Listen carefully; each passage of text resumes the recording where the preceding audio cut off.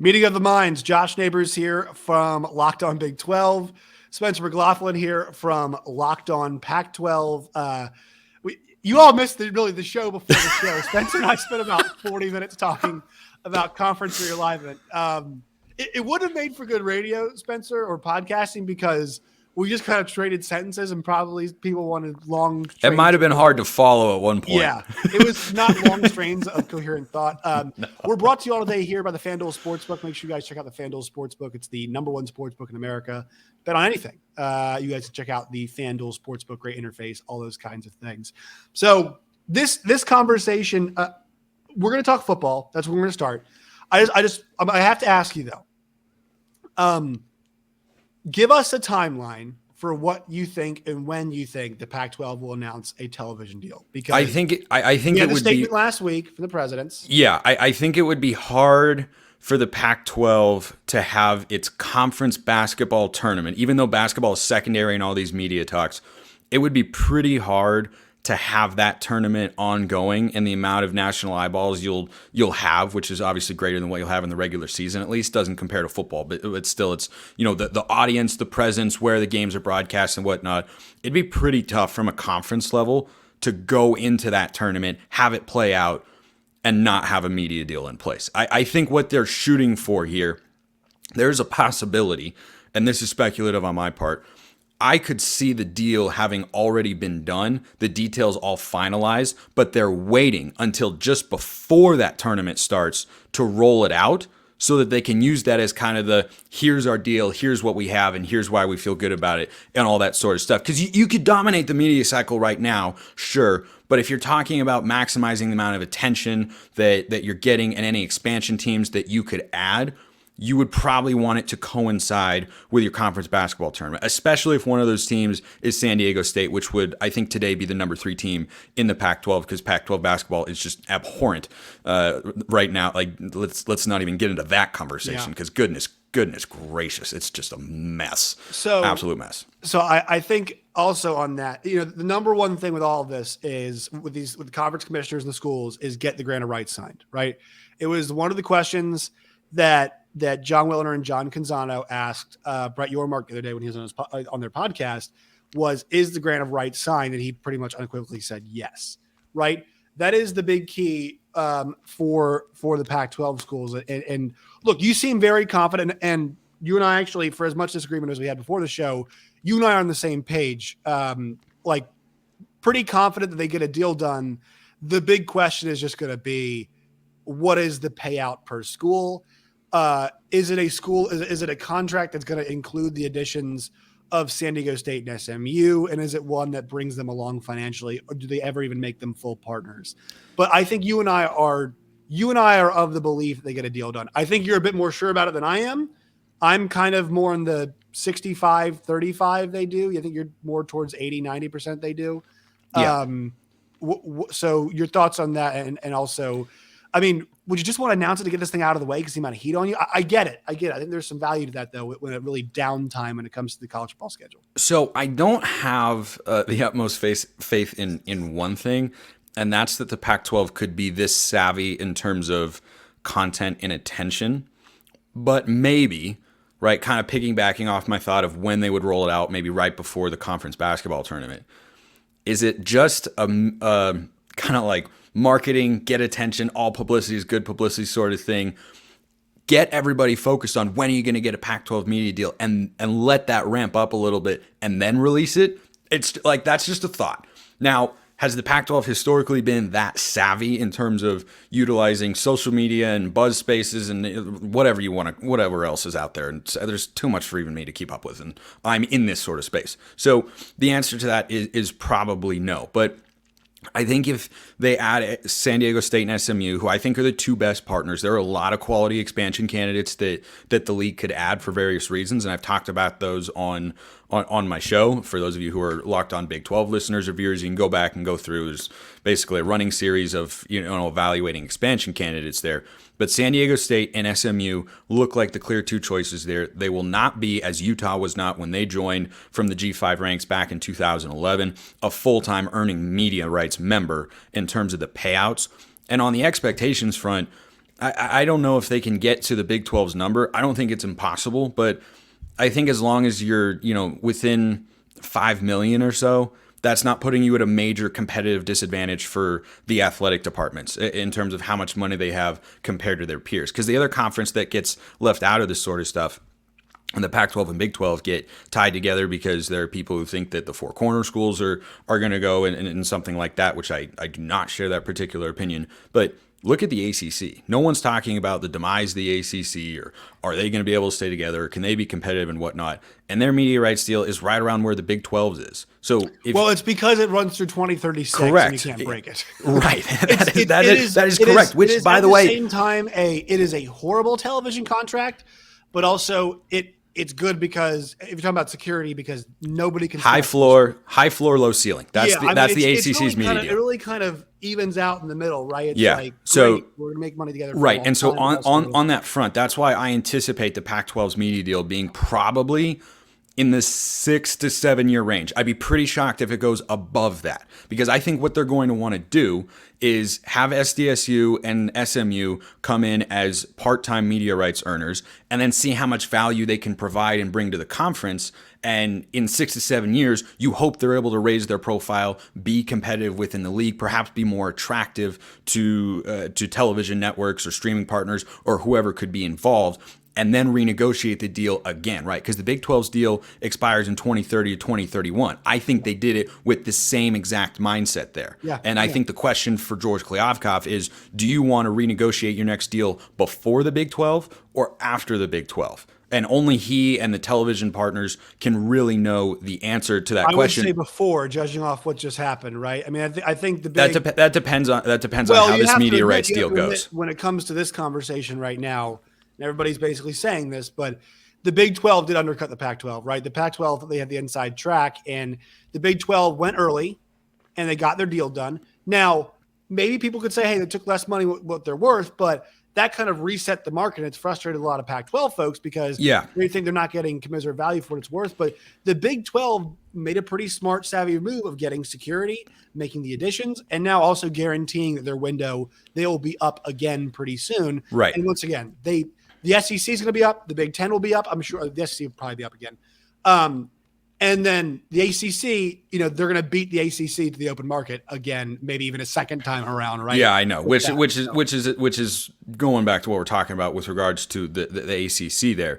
But I think for the Pac-12, they're looking at what the Big 12 did and said, okay, maybe we want to come under, or we want to renegotiate first. Maybe we want to renegotiate second. Might depend on what they're able to get this time around, right? I would say it's first. If they come in potentially, unless the Pac-12. Come on, Spencer, you can't argue that the Big 12. No. Hold on. If they pull a rabbit out of the hat and they get, say, $34 million per school per year, and it's above the Big 12, which would be seemingly wishful thinking at this point in time. But if they were able to do that, then maybe they would. But but there's no indication that that's going to be the case. At this point in time, yeah. There was also, until USC and UCLA left the Pac-12, no indication that was really going to happen. And then all of a sudden, right? But this is.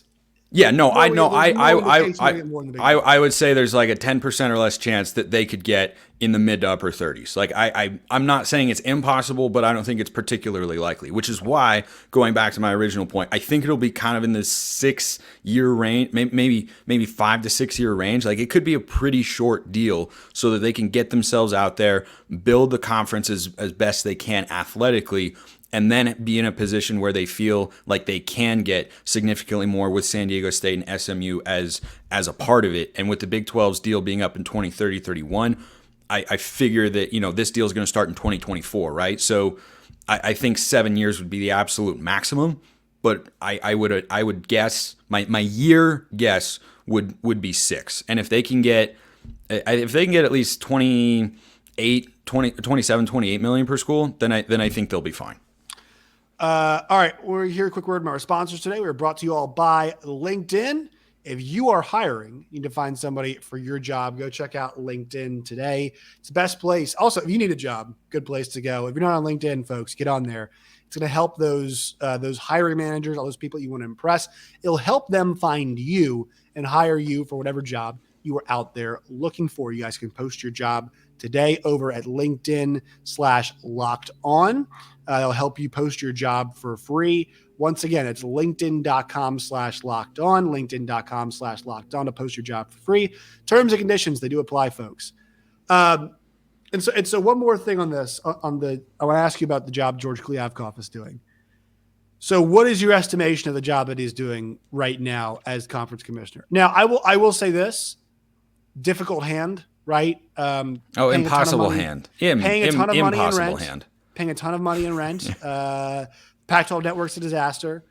And it's not his doing.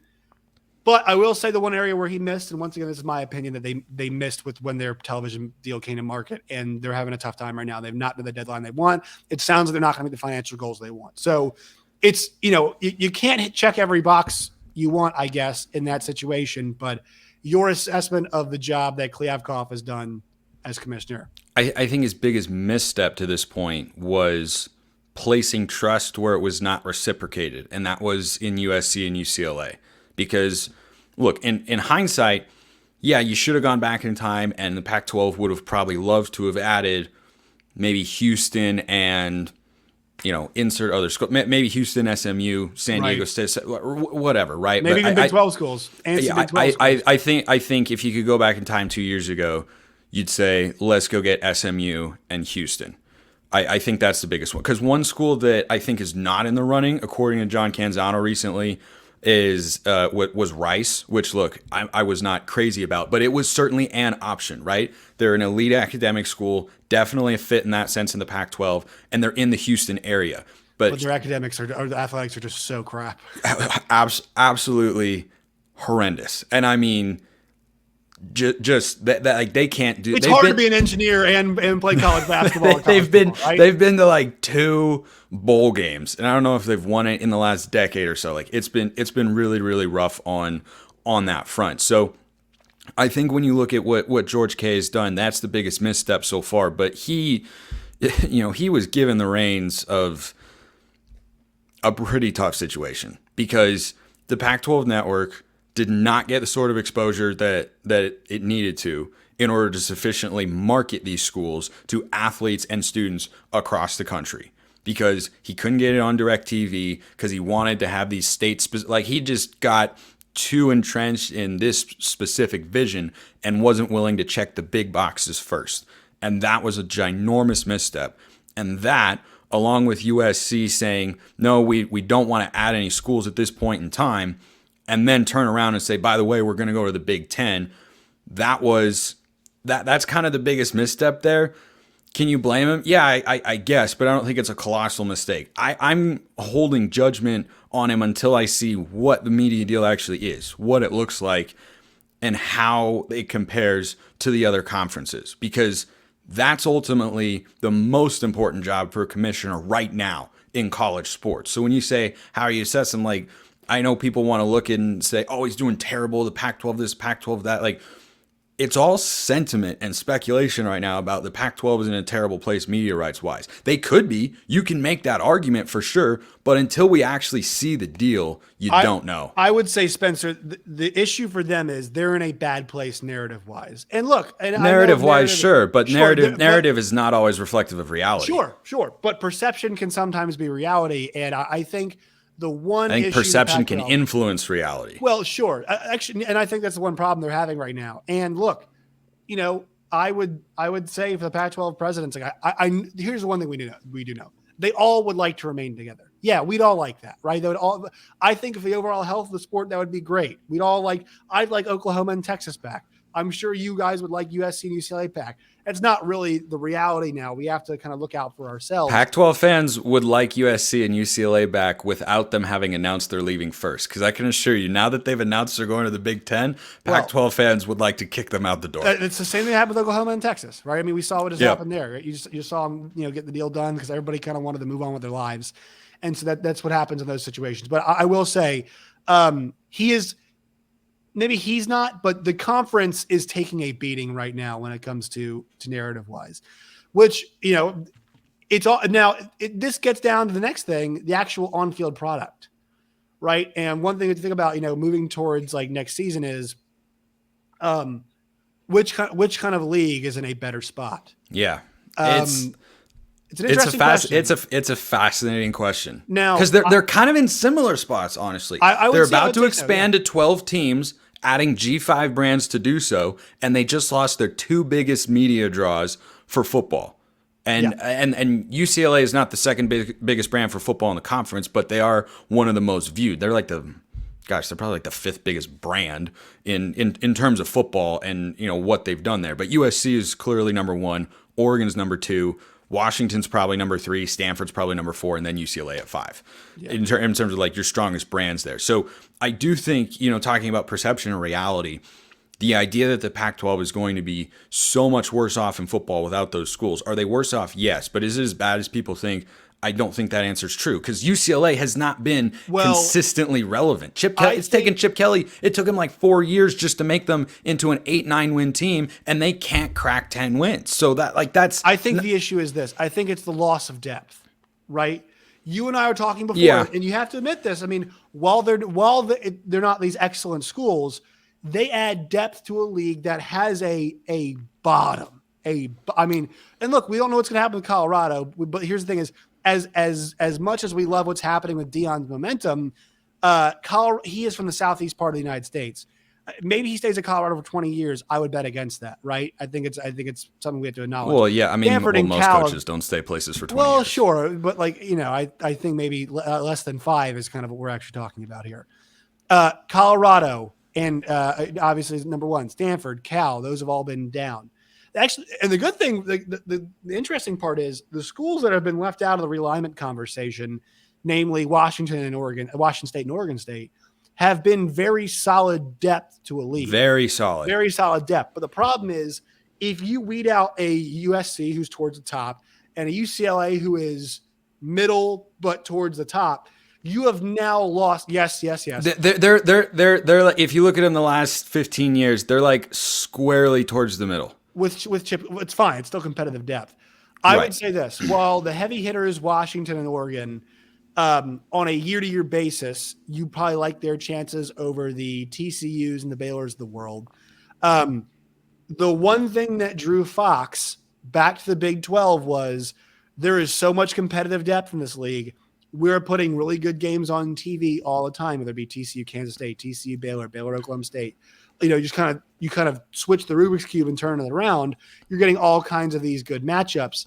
The Pac-12 top to bottom is not offering that. Think about it like this too. The Big 12 in the last 3 seasons, and I mentioned this a bunch in the podcast, but for Pac-12 fans, has had 6 separate teams in the Big 12 championship game. 5 of them are remaining members. Iowa State back in 21, they played Oklahoma. Baylor, then Oklahoma State, then TCU, then K-State. And then this year, the best story in the league, for the first half of the season, they got College Game Day there, was Kansas. Fantastic what we saw with Kansas, right? We're not going to expect that to be super sustainable, though, right? No. Oh, well, Lance Leipold, they might be better. But, there is more depth in this league than there in the Big 12 than there is a Pac-12. The top may be a bit better, but I think the cyclical changes make the Big 12 overall, in my opinion, a more entertaining conference on a game-to-game basis. I think that particular argument is contingent upon the G5 schools that the Big 12 is adding being pretty competitive right away. Sure. Because if you're asking me right now, I mean, Washington State is a pretty darn tough job, but that's also a Washington State team that went into Madison last year and beat Wisconsin. Down year for the Badgers, sure, but again, massive accomplishment. Yes, massive, and they play them again this year. Like if they win that game against Wisconsin with Luke Fickell there, that'd be one of the biggest wins for Washington State football in the last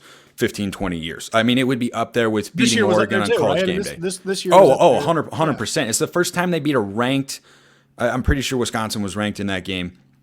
It's the first time they beat a ranked Power 5 team on the road since like the 90s, right? Like it's absolutely massive. And so I think I've seen what Cincinnati can be with Luke Fickell and Brian Kelly at the helm.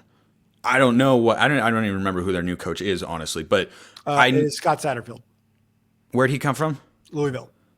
Okay, so you have a respectable head coach there for sure, but I've seen what Cincinnati can be with these other great coaches, but we don't know that Satterfield can get them to that level.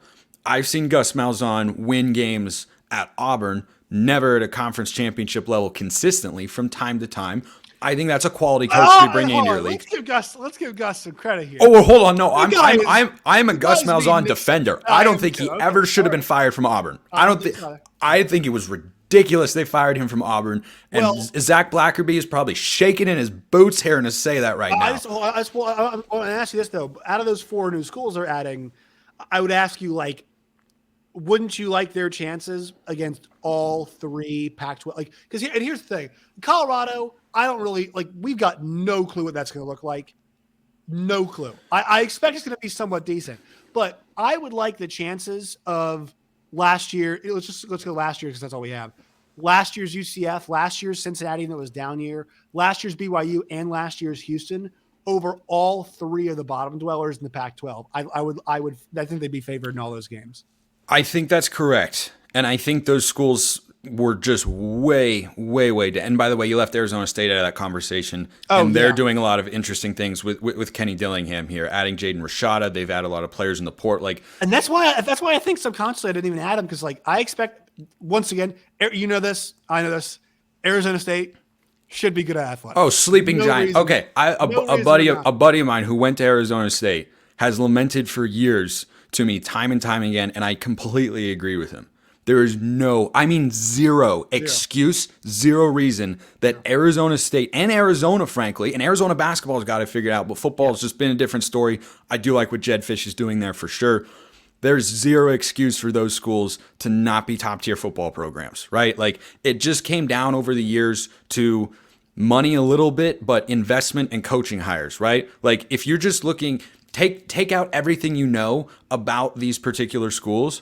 Why is Oregon a better place to be a coach than Arizona or Arizona State? Arizona's got way more talent in its backyard, proximity to California, closer proximity to Texas. It's a more attractive place to just go to school. Like, Oregon's got a beautiful campus, but like Arizona, come on, man. This is why I think Arizona State they're very compelling options if they join the Big 12, because, and here's the thing, I know they're adding SMU, but the fact that 5 schools in the Big 12 are located in Texas, and you're making trips, you make 3 or 4 trips there a year to Tech, Baylor, TCU, Houston, all those places, right? I mean, you're making all of those trips and you're playing those schools. I think it expands their recruiting profile a bit more. Also, this too about the kind of exodus from California that's happening to a place like Arizona. I think there is a compelling argument to be made about why ASU could thrive, and Arizona, for that matter, football, they could be set up to thrive more in a place like the Big 12. Now, this is not me making the argument for them to come. I'm just saying I have thought about that at times. This is why adding SMU makes so much sense for the Pac-12. Right. Because you want to have a footprint in Texas. It's not just so that you can get into the Dallas media market, and I know SMU isn't the biggest TV draw there at this point in time, but when they get to the Power 5 level, I'd rather go in that direction than in a number of other ones they could potentially go for there. But it also helps the other schools in the league, because they're now going to come to the state of Texas. You're now going to get watched by more people in the state of Texas, and they're going to get to see the programs, and they could make that's just what the appeal of SMU is, right? And why I would have loved for them to be able to get Houston in this realignment, because I think obviously it would have been a perfect travel partner. You got another good-sized media market down there in Houston. It would have been a great fit for the Pac-12. And in that sense, Yormark definitely outmaneuvered Kliavkov over the last couple of years or so on that front. But I think getting there is an advantage for the Pac-12. And I do think the bottom does need to rise, because I think you make a compelling point. Like, if Kansas is the worst team going forward, or at least has got the worst tradition, like Kansas is the bottom, right? Or Kansas is the team most likely to bottom out. We saw what they were capable of this year, but then they also went 1-7 down the stretch. Yeah, Jalen Daniels was out though. That's true. But again, right, other schools can survive losing a starting quarterback more easily than others, right? So like Ohio State, won a national championship, much to my chagrin, with a third string quarterback. like that's just the way that it goes. But I agree with you about the top, because I think if you look at the teams, what their potential is, where they're at right now, where their programs are going, Yeah, TCU was really, really fun this year. Who's betting them to get back to a 14 playoff next year? I am not. I'm not. Not even a little bit on that front. So your top schools, and it could be really an interesting case study from a viewership standpoint of what's more valuable to a conference, having depth or having more high-end teams. Because I think you look at Oregon with Dan Lanning, Utah and Kyle Whittingham, Washington and Kalen DeBoer, those are your top 3 teams going forward. And then if Colorado, and I was talking about this yesterday on the show, Colorado is the biggest wild card here and could be absolutely crucial for football competitiveness in the Pac-12 going forward. Because I think what we've seen in recruiting in college football is if you recruit at a really high level, you're not automatically going to hit your ceiling. Oregon's won the Pac-12 high school recruiting battle each of the last 4 or 5 years, but they haven't won the championship every year, right? But where have they been? A very, very high floor program with double-digit wins in each of their last 3 full college football seasons, 12 in 2019 and then 10 each of the last 2 years. So if Deion Sanders is going to recruit, let's say he stays, and I've speculated about this before, it's anybody's guess what job he'd be interested in, what jobs come available and such.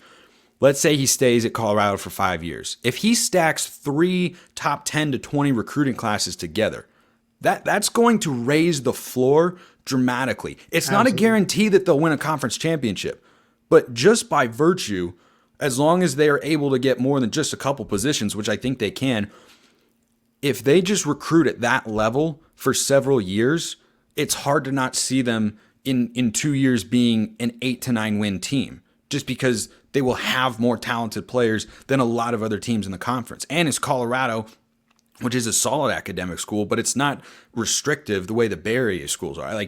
And I think that's the challenge for the Pac-12 is the Bay Area schools have a lot of money at the universities, have potential that we've seen, the Cal less so. But Cal back in the day was actually very good. Cal in they the have late no desire to be good now.